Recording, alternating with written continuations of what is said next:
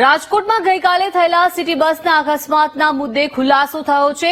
ઘટનામાં મહાનગરપાલિકા અને એજન્સી બંનેની બેદરકારી સામે આવી છે। મહત્વનું છે કે ડ્રાઈવરની ઉંમર 66 વર્ષને 9 મહિના હોવા છતાં તે બસ ચલાવી રહ્યો હતો। લાયસન્સમાં ડ્રાઈવરની જન્મ તારીખ 12/2/1958 જોવા મળી છે। મહત્વનું છે કે નિયમ મુજબ એજન્સી 58 વર્ષથી વધુ ઉંમરની વ્યક્તિ પાસેથી ડ્રાઇવિંગ ન કરાવી શકે।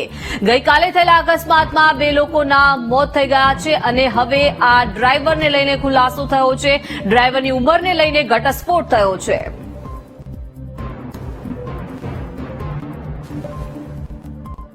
તો રાજકોટમાં ગઈકાલે જે સિટી બસના અકસ્માત થયો હતો તેને મુદ્દે હવે આ ખુલાસો થયો છે। આ ઘટનામાં મહાનગરપાલિકા અને એજન્સી બંનેની બેદરકારી સામે આવી છે।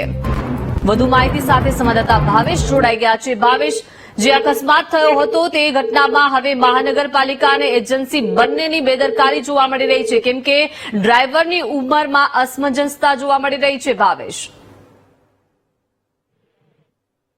રાત્રિના સમયે અકસ્માત સર્જાયો હતો।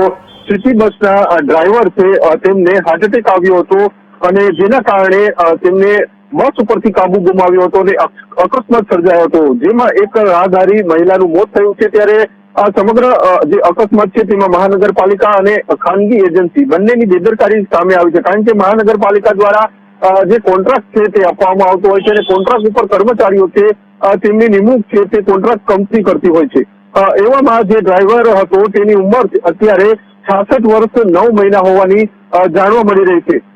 જ્યારે પરસોત્તમભાઈ જે ડ્રાઈવર છે તેઓનો જન્મ 15/2/1958 જન્મ તારીખ નોંધાયેલી છે। એવામાં જ્યારે સરકારનો નિયમ છે કે 58 વર્ષથી વધુના લોકો નિયમ જે છે ડ્રાઇવિંગ ના કરી શકે, પરંતુ ખાનગી કંપની દ્વારા 58 વર્ષ કરતા વધુ ઉંમરના લોકોને કર્મચારી તરીકે ભરતી કરવામાં આવી છે અને 66 વર્ષના આ જે કર્મચારી છે તેઓ સિટી બસ ચલાવતા હતા અને ત્યારબાદ આ સમગ્ર ઘટના છે તે બની હતી, જેના કારણે ક્યાંક મહાનગરપાલિકા અને કોન્ટ્રાક્ટ એજન્સી આ બંનેની બેદરકારીના કારણે આ પ્રકારના બનાવો છે તે બન્યા હોય તેવું હાલ પ્રાથમિક કારણમાં જાણવા મળી રહ્યું છે। જી દીપિકા।